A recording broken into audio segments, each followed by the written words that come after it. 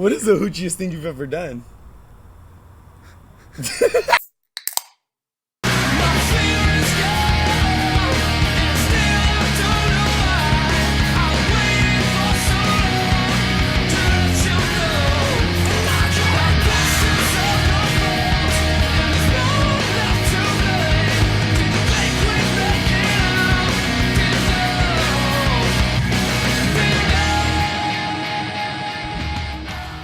What's going on, guys? Soda Pop here.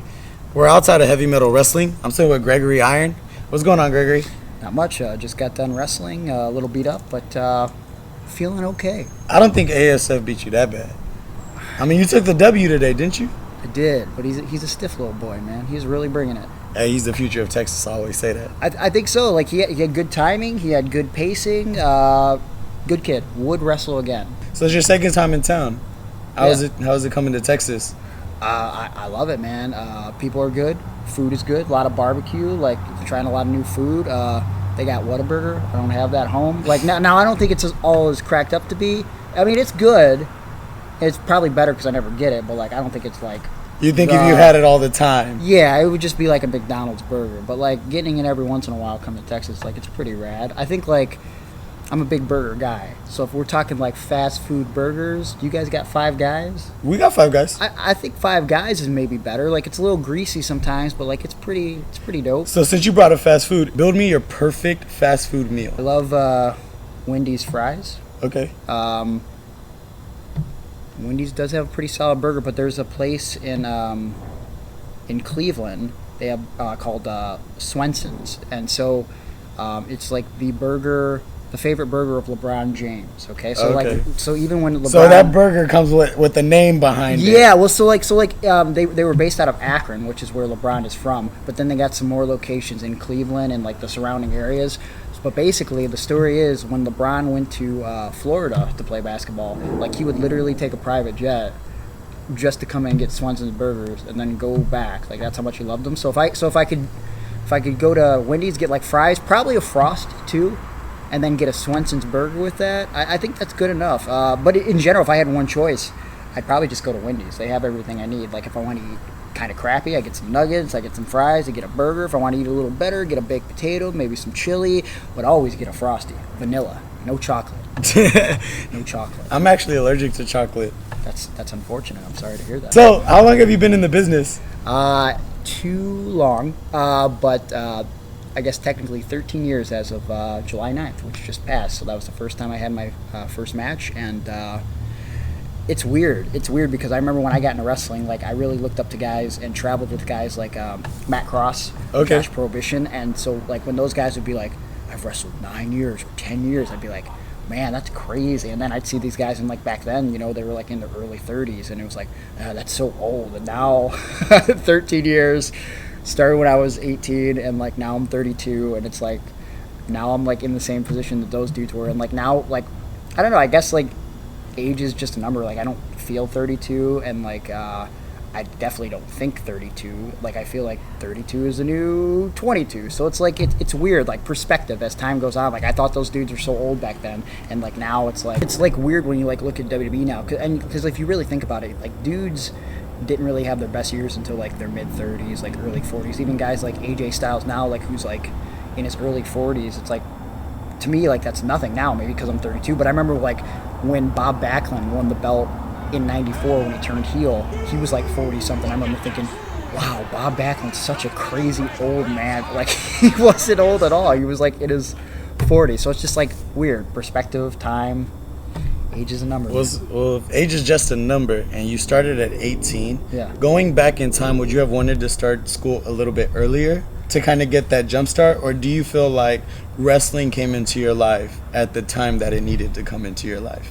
I mean, hindsight is 20/20. Sometimes I think about like, had I known that people would have trained me when I was 16 or 17, I probably would have tried to pursue it. But also, I think to myself, geez, would I have even like completed school? Like I wasn't the best student and I wouldn't have dropped out, but like I feel like my grades would have definitely suffered because just being a fan of wrestling occupied so much of my time. So then like if I would have been training on top of that, like I don't know how I would have had time for anything else. So it's like, yeah, I guess you're right. Like I think wrestling came in at the perfect time, and it's like I never did anything athletic before I was a wrestler. So like, the fact that I have cerebral palsy, which is, the largest part of my story, like that wasn't even the scariest part of like trying to become a wrestler, because I've had this disability since I was born.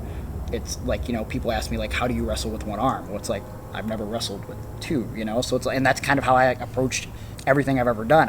You approach it your way, like head on, yeah, because it's only going to work for you. So why does it matter if it's done differently? Yeah, well, I don't know how to do it the conventional way. So everything I've done, like people will see me like carrying a box, and I have like a hand here, and then like my arms just underneath, and it's like, it's not something I consciously think about. It's just the way I have to do things, right? So like when I started to become a wrestler, it wasn't even I knew it was going to be a little bit more challenging, like doing wrestling with one arm, but like I was going to find a way to make it happen. It was just one of those things. And it wasn't going to hold you back. No, and like my original trainer was a guy by the name of JT Lightning, and every week at training, like for the most part, JT could be a real dick, and he was very mean to me through the years, and I probably deserved it because I was like a smart-ass little kid, but like for the most part, like the thing that I remember most, like every week at training, teaching me those basics, like he would challenge me. It was kind of like, yo, I'm going to teach you how to lock up today, and like if you can't lock up, I can't train you any longer. And I don't know if he was serious, because a lot of wrestling trainers, especially like, lower tier dudes, like they'll just steal your money. Like it doesn't matter. They'll tell you whatever you want to hear and take your money, and then whether you become good or not, it doesn't matter.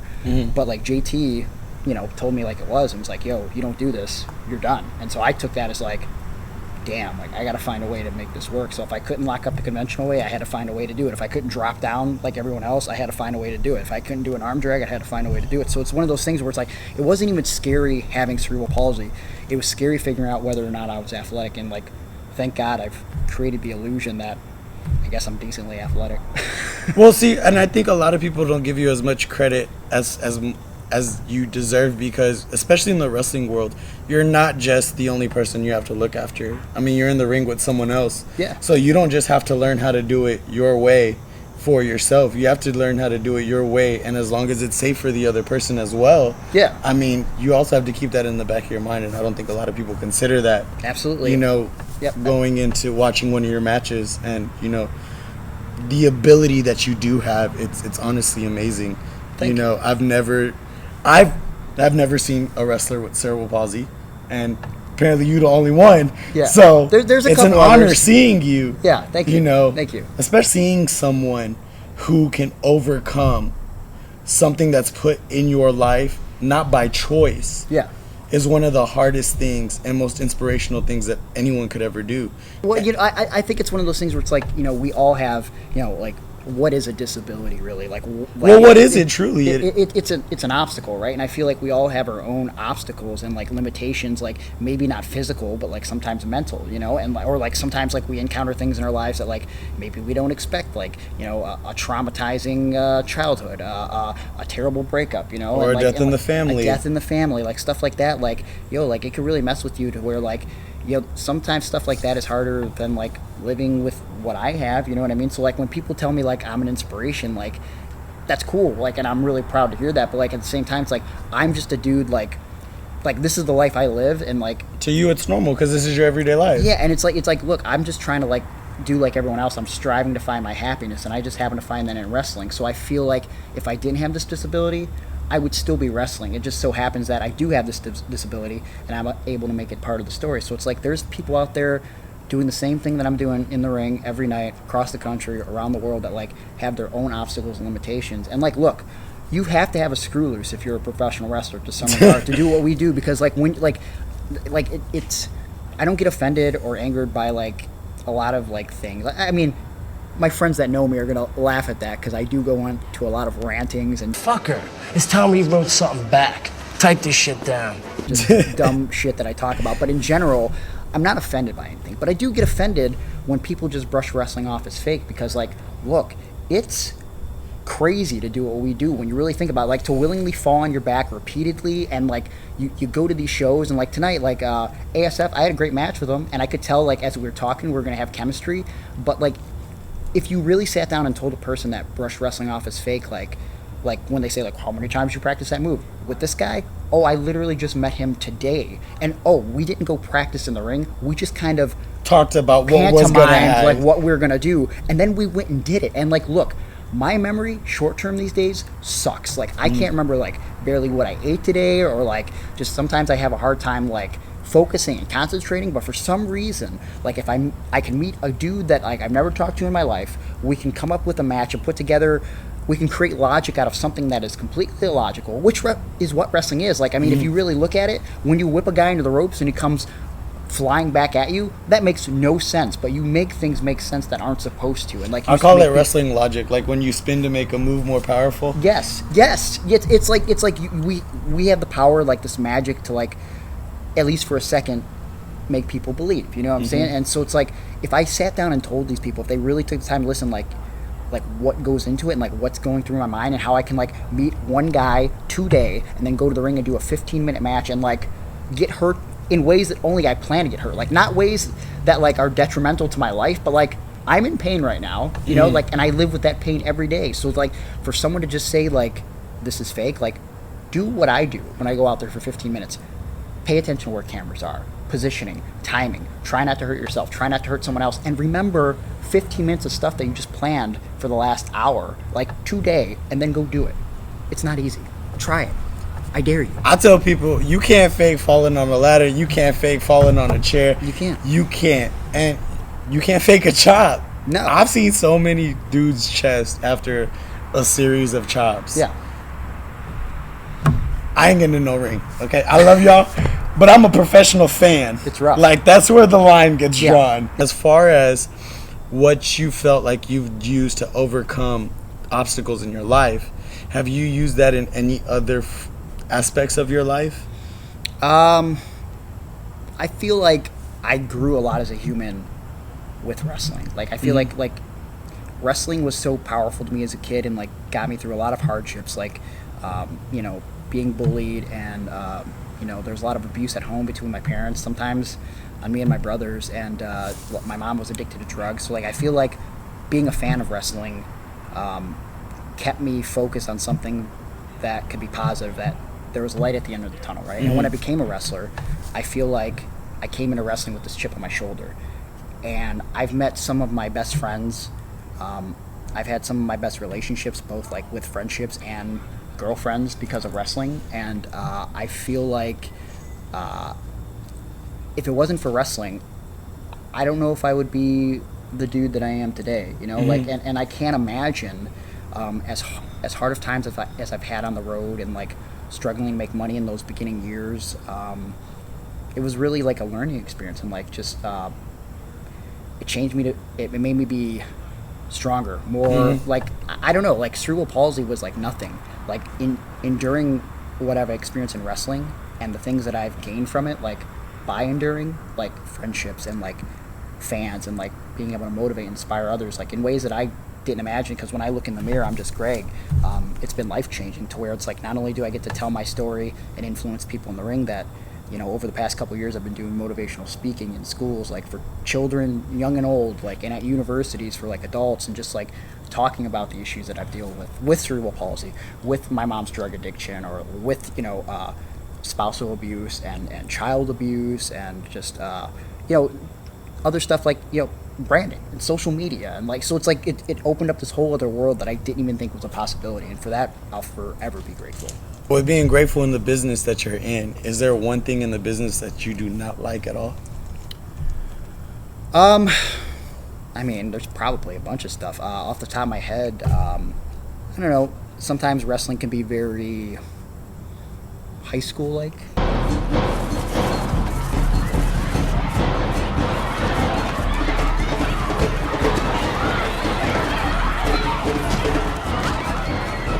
Mom, can you pick me up? I'm scared. And, you know, but I think that's like...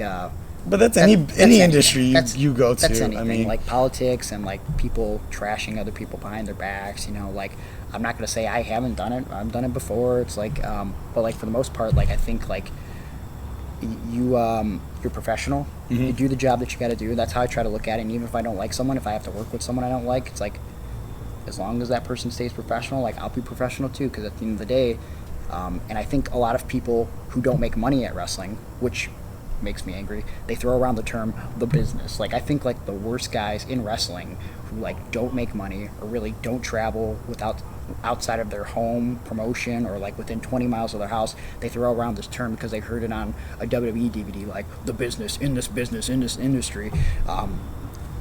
I don't think they understand what the term business means. Like the goal is to like not only like satisfy the fans, but like to make money. Like, you know what I'm saying? Like, and it's like that's not like my only goal, but like you got bills to pay. I have bills to pay. Like I use wrestling like now more than ever to like feed my family. Like for a long time, like I worked with adults with disabilities during the week. I don't do that anymore. This year has been like a whole new year for me. It's like it's just wrestling, it's just speaking, and it's like wrestling is like so hot right now, like in the indies and WWE. Like exactly, it's the AEW. best time to be a wrestling fan right now. All the dudes that should be making money are making money, and I'm grateful to be in that category where it's like I can get a little bit of money and provide for my family. So I think to bottom line it, and that's the bottom line.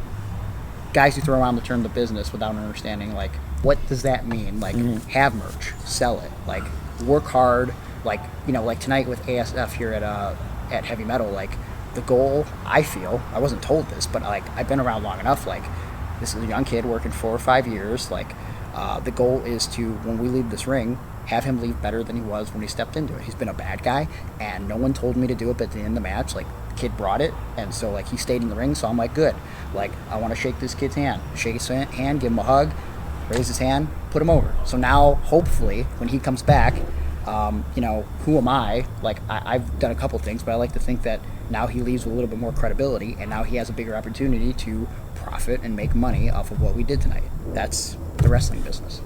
First of the month, Bone Thugs, one of the all-time great songs. Ooh, speaking of music, Represent. what is on your like hot 10 list right now? I'm all over. You the know place. what? That's a lot. Let's start with 3. What's on like your top 3?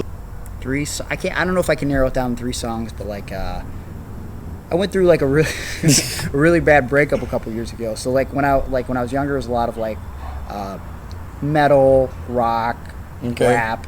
But now, last couple of years, I've been on some sad boy shit. So like, if you would have told like 16-year-old Greg like he's listening to all this like acoustic and like emo sad boy stuff, I'd be like, no, it's not happening. But now it's like I really like this band from Buffalo, State Champs, and this band Issues, and I listen to I'm buddies with Andy Williams from Every Time I Die. So like I really like their stuff. It like really takes me back because like I used to like listen to them when I was a kid, and like because of wrestling, like I'm now friends with him, which is like it's sometimes surreal. You gotta like pinch yourself, you know, because like I grew up listening to those dudes. So yeah, like just, but I'm all over the place because for a long time in Ohio, I came up with Johnny Gargano, and we helped with a TV show called Pro Wrestling Ohio, and it became Prime Wrestling. But like one of my jobs behind the scenes was to find music for the TV show. So I've always had to kind of have an ear for like quality music. Just like not necessarily quality, but like how does this song work here? Does this work for this character? Does this work for this video package? So it's like,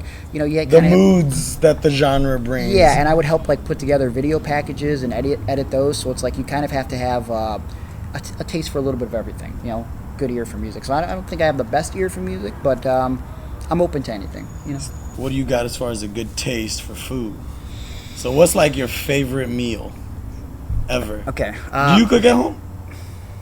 Yes, are you I really bad about that? I have a George Foreman grill, so I can prepare the basics: steak, chicken.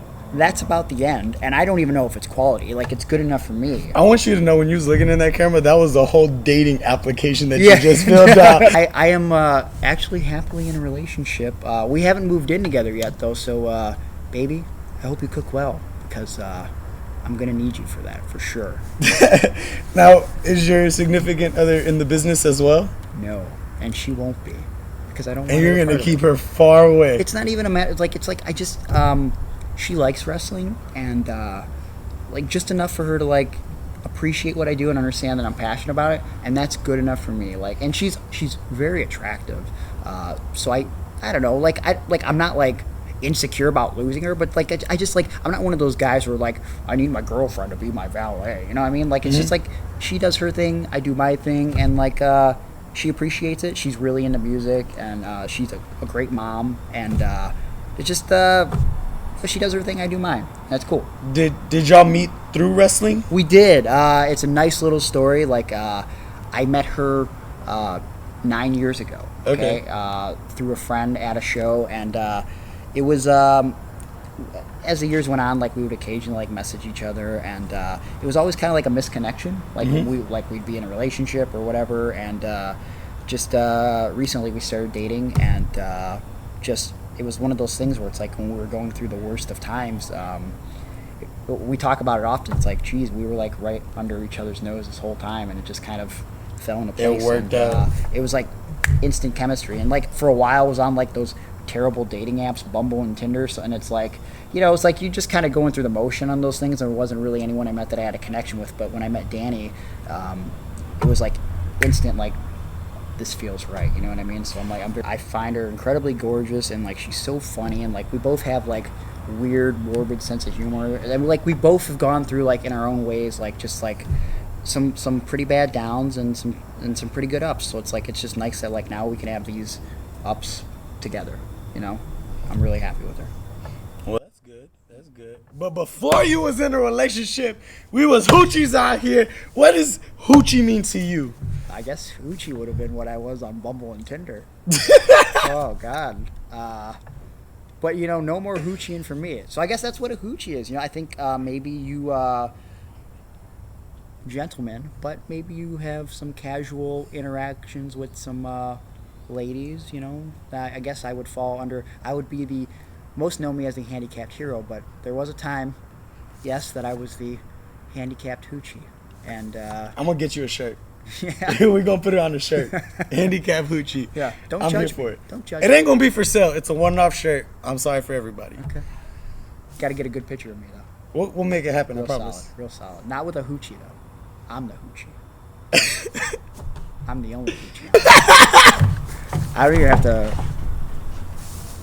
Just me like looking in the camera and doing this. You just know that. I can't with him right You know, now. I just know that I'm an inspiration in every facet of my life, Danny.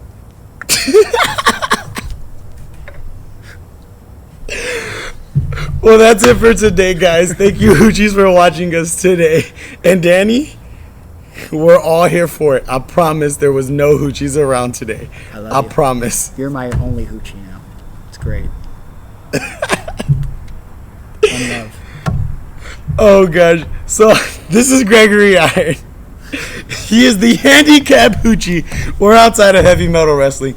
Thank you for tuning in, guys. Where can they find you?